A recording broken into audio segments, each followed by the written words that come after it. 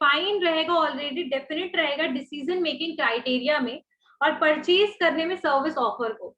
जैसे मान लो कि इन द केस अगर कोई पर्सन जो टूर पे जा रहा है, मिस्टर XYZ कोई भी है, वो अगर टूर पे जा रहा है और उसकी कंपनी की तरफ से 2000 का लिमिट दिया गया है, तो वो चलो 2000 रुपए तक के लिए लेगा, 2000 रुपए का होटल लेगा और उसमें वो बहुत सारी वेराइटीज भी देखेगा, जैसे होटल एयरपोर्ट के नियर बाई होना चाहिए, होटल जो है वो उसके नियर बाई जो ऑफिस में उसको काम है उसके नियर बाई होना चाहिए।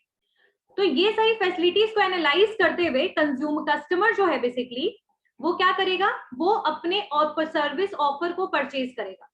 ये तो हुआ कि जहां पर लिमिट उसके ऑफिस से दिया गया है। कई बार जब हम भी कोई सर्विस लेने जाते हैं या कुछ फॉर एग्जाम्पल हम लोग कहीं भी जाते हैं तो हम लोग ऑलरेडी प्री प्लान करके जाते हैं कि भाई हम इतना ही अमाउंट खर्च कर सकते हैं, राइट। एक बजट बना के जाते हैं कि ठीक है 1000 रुपीज तक का भी ये होना चाहिए, क्लियर है। तो जो कस्टमर जो होते हैं वो कई बार सर्विस परचेजिंग में बहुत डेफिनेट होते हैं, उनको पता होता है कि उनको कौन सी सर्विस और कितने रुपए तक की लेनी है। तो ये सेकेंड पॉइंट हो गया, यानी सर्विस को यूज करने के टाइम पे कस्टमर का कैसा ब्रेन होता है, क्या दिमाग होता है और उनके दिमाग में क्या चल रहा होता है। तो इसमें से पहला पॉइंट है तो कि मेजॉरिटी बहुत सारे कस्टमर्स को ब्रांड के बारे में पता होता है, प्रोडक्ट के बारे में पता होता है, सर्विस ऑफर के बारे में पता होता है। सेकेंड चीज है कि वो बहुत डेफिनेट होता है डिसीजन मेकिंग प्रोसीजर में, मतलब डिफाइन डेफिनेट रहेगा वो बिल्कुल कि भाई मुझे क्या चाहिए, बेसिकली कौन सा प्रोडक्ट और कितना रेंज क्या चाहिए। Next is the customer is competent enough the customer is competent enough the customer is competent enough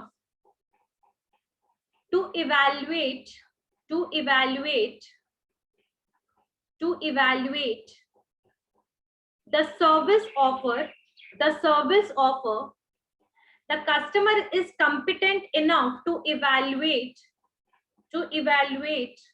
the service offer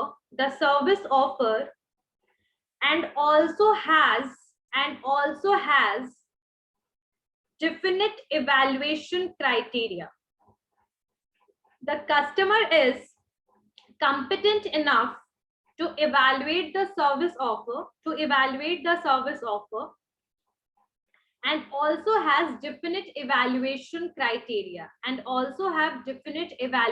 criteria यानी कि पहली चीज तो ब्रांड के बारे में अवेयरनेस, सर्विस प्रोडक्ट क्या लेना उसके बारे में अवेयरनेस, कितने रेंज तक का लेना है, ठीक है, कौन सा सर्विस ऑफर परचेज करना उसके बारे में। थर्ड में है कि कोई भी जो कॉम्पिटेंट कंज्यूमर होगा, यानी कंज्यूमर जो होंगे जो बेसिकली कंज्यूमर जो कॉम्पिटेंट है यानी जो कैपेबल है इवैल्यूएट करने के लिए। बहुत सारे लोग होते हैं वो इवैल्यूएट कर लेते हैं आपकी सर्विस को by the way of the decor, कैसा है आपके मान लो रेस्टोरेंट, उसका डेकोर कैसा है, द वे ऑफ मेन्यू, आप कैसे सर्व कर रहे हैं, मतलब मेन्यू कैसे दिखा रहे हैं, ठीक है, प्रोडक्ट के बारे में आपका एक्सप्लेनेशन कैसा है, अपने मेन्यू के बारे में आप किस तरीके से एक्सप्लेन कर रहे हैं, ठीक है, आपकी ग्रीटिंग कैसी है, आप किस तरीके से कंज्यूमर को ग्रीट कर रहे हैं। ये सारे तरीके जो होते हैं ना वो आपके स्टैंडर्ड को, बेसिकली आपके सर्विस स्टैंडर्ड को एनालाइज और इवैल्यूएट करने में कस्टमर को हेल्प कर देता है।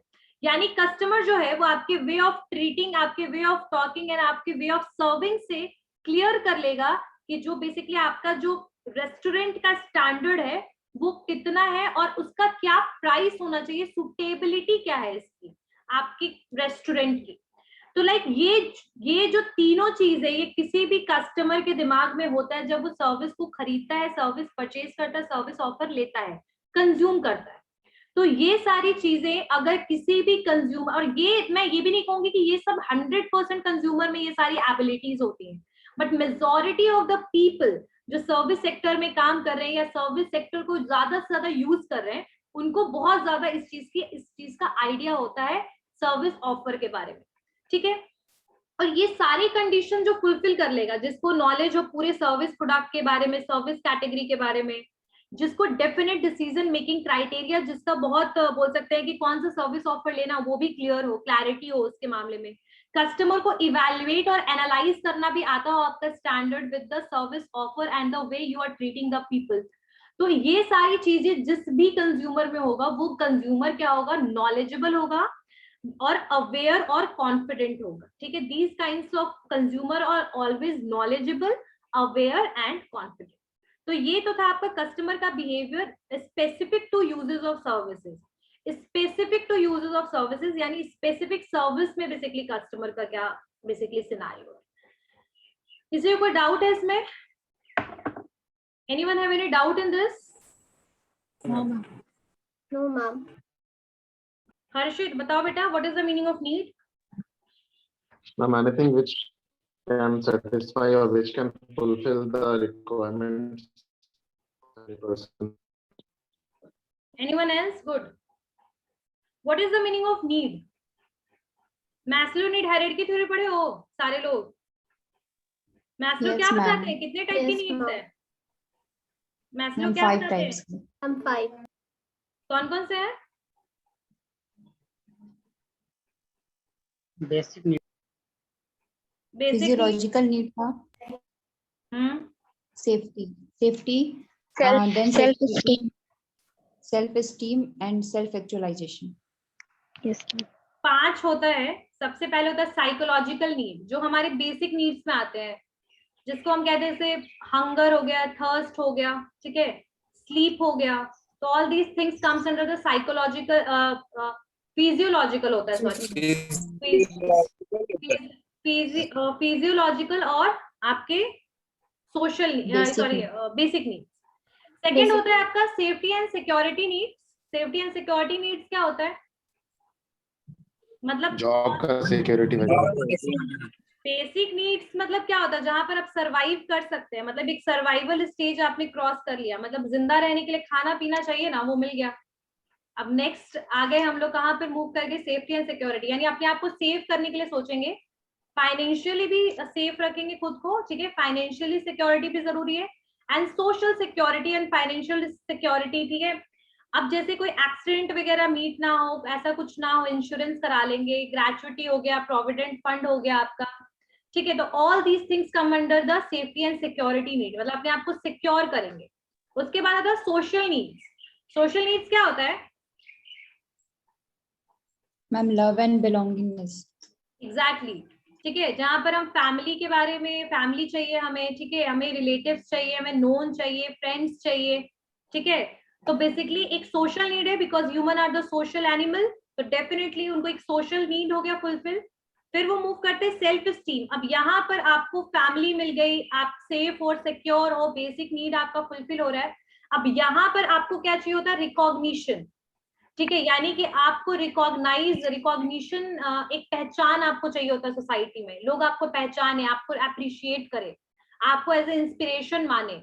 इसीलिए बहुत सारे बच्चे क्लास में फर्स्ट होना चाहते हैं। Why they want to be first? Because they want recognition and they want to show that we are different and distinct from the other students in the class, right? तो that is the thing कि यहाँ पर recognition चाहिए। Recognition किसके सामने? Society, दोस्त, family, teachers, right? तो ये चीज, लेकिन ये भी मैं बता दूं कि ये सिर्फ क्लास है ना, ट्रू है कि नहीं? बस फर्स्ट डिवीजन और सेकंड डिवीजन के बारे में सोचते हैं फिर लोग, फर्स्ट सेकंड थर्ड होने के लिए नहीं सोचते, ठीक है। तो यहाँ पर आपका सेल्फ स्टीम हो गया फुलफिल, तब आप सेल्फ एक्चुअलाइजेशन की तरफ बढ़ते हैं। और सेल्फ एक्चुअलाइजेशन का मतलब क्या होता है? जहां पर आप दूसरे के ओपिनियन, दूसरे आपके बारे में क्या सोचते हैं, ठीक है, क्या बोलते हैं, उससे कोई मतलब नहीं होगा, सिर्फ आप अपनी पोटेंशियल ग्रोथ एंड डेवलपमेंट के बारे में सोचिएगा। तो ये पीक होता है सबसे लास्ट, सेल्फ एक्चुअलाइजेशन। तो मैंने ये बेसिक नीड्स आपको क्यों बताया? क्योंकि आपके बुक में भी मैस्लो नीड हायरार्की थ्योरी थोड़ा सा गिवन है, तो मैंने सोचा एक बार बता देती हूँ। बाकी जो नीड होता है बेसिकली वो एक स्टिमुली होता है, एक बोल सकते हैं कि इंटरनली एक, जब कोई चीज लैक होता है लाइफ में, कोई चीज की कमी होती है, जिसकी जरूरत लगती है, ठीक है, तो उसी को हम बोलते हैं बेसिकली नीड। कंज्यूमर नीड, जब भी कंज्यूमर को कोई नीड होगा, जैसे फॉर एग्जांपल सॉल्ट खत्म हो गया, मार्केट से जाके सॉल्ट खरीद लेंगे, ठीक है। कंज्यूमर का नीड, भाई मेरा जो बेबी वो 3 इयर्स का हो गया, स्कूल में डालेंगे, ठीक है। तो कंज्यूमर का नीड जो होता है वो कॉन्टिन्यूअसली चलता रहता है, और उस हिसाब से वो परचेज करता है सर्विस का और प्रोडक्ट का। तो लिखिए what is the meaning of consumer need. Consumer need से पहले लिखिए नीड क्या होता है? एक स्टेबल लाइफ के लिए, सर्वाइवल के लिए बेसिक नीड तो बहुत जरूरी है, सबको पता है। तो नीड का लेवल तो मैस्लो ने अलग अलग लेवल बताए हैं, बाकी नीड होता क्या है, अगर बिल्कुल ग्राउंड लेवल में इसका मतलब समझें तो नीड इज समथिंग, लिखिए need is something, need is something which everyone require, which everyone require, need is something which everyone require, which everyone require for safe, stable and healthy life. Need is something which everyone require for safe, stable and healthy life. Bracket में लिखिए air, water, food, land, shelter. लिख लिया सबने? Yes ma'am. आगे लिखिए एक line, when people feel need, when people feel a need, when people feel a need, they motivated to take action, to fulfill it. When people feel a need, they motivated to take action, to fulfill it, to fulfill it. यानी कि जब need arise होगा तो आप कुछ ना कुछ purchase कीजिएगा या फिर उस नीड को फुलफिल करने की कोशिश कीजिएगा। जैसे अगर भूख लग रहा है तो भाई खाना लेना है। अब वांट जब आता है तो want is something different, need से अलग होता है। यानी नीड जैसे भूख है, वांट है कि भाई आपको भूख लगा तो आप क्या खाना चाहते हो, like you have multiple option, dosa, idli, फिर कॉन्टिनेंटल, इटालियन, फिर Manchurian, Chinese and all, so many things you have. But want is something that मतलब I am feeling hungry, so I just want to eat dosa. So like want is something कि उस need को fulfill करने के लिए आप क्या खरीदते हो, ठीक है, that is want. And need जो आपके internally कुछ lackness, कुछ कमी होता है एक stable life के लिए continuous way में आपको need arise होता है। Clear हो गया सबको? need है, समझ में आ गई ना need क्या होता है? Yes, ma'am. Yes, ma'am. आगे लिखिए what is the meaning of customer need. अब customer need क्या है? कस्टमर नीड में लिखिए customer buy goods and services, customer buy goods and services to meet specific needs, customer buy goods and services to meet specific needs, to meet specific need, customer buy goods and services to meet specific need. अब जैसे customer का purchasing कैसे हो सकता है, मान लो कि मुझे कपड़े धोने में बहुत दिक्कत हो रही है तो मुझे वॉशिंग मशीन खरीदना है, ये मेरा नीड हुआ ना, तो मैं जाके खरीद लूंगी, राइट। अब नीड को फुलफिल करने के लिए क्या चाहिए होता है? मनी। ये भी बहुत बड़ा रीजन है कि money is always required to fulfil the need, ठीक है। अब सेकंड चीज है, अगर मुझे लगता है कि भाई मेरे पास बहुत ज्यादा पैसे हैं और मुझे इसको डिपॉजिट करना चाहिए, अलग अलग एसआईपी लेना चाहिए या इंश्योरेंस लेना चाहिए, कुछ भी, तो ये मुझे नीड अराइज हुआ तो मैंने फिर एक्शन लिया और मैंने इंश्योरेंस खरीद लिया, ठीक है। तो कस्टमर जो है वो नीड को फुलफिल करने के लिए परचेज करता है गुड्स एंड सर्विसेज, ठीक है। Customer buy goods and services to meet specific needs and after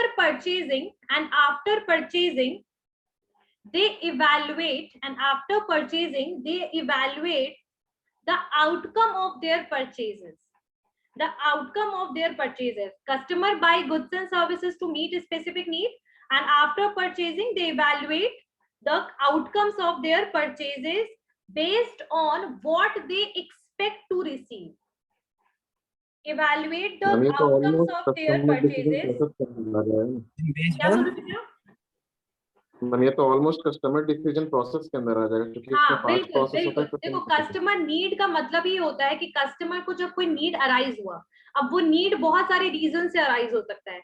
जैसे मान लो कि भाई मुझे मेरी जैसे मुझे लैकनेस हो रही, जिस चीज की कमी है मेरे लाइफ में और जो चीज जरूरी है मेरे लिए, उस हिसाब से नीड अराइज होता है।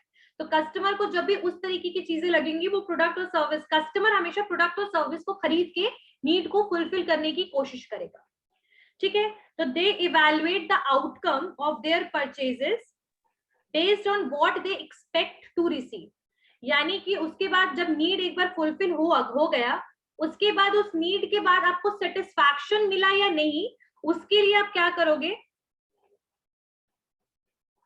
आप लोगों को नीड्स में थे हम। तो यहाँ पर जो कस्टमर है वो गुड्स एंड सर्विसेज खरीदेगा ऑब्वियसली, और कस्टमर कितना सेटिस्फाई है वो डिपेंड करेगा कि उसने क्या एक्सपेक्ट किया और उसको क्या मिला।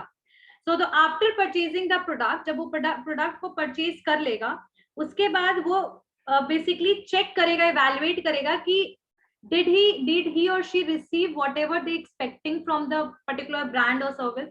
तो ये होता है आपका सर्व कस्टमर का नीड, ठीक है। नेक्स्ट है कि बेसिकली कस्टमर जो है देयर परचेज के बाद क्या बोले,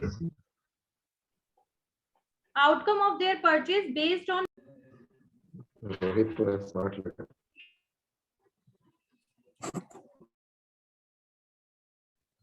चीखना।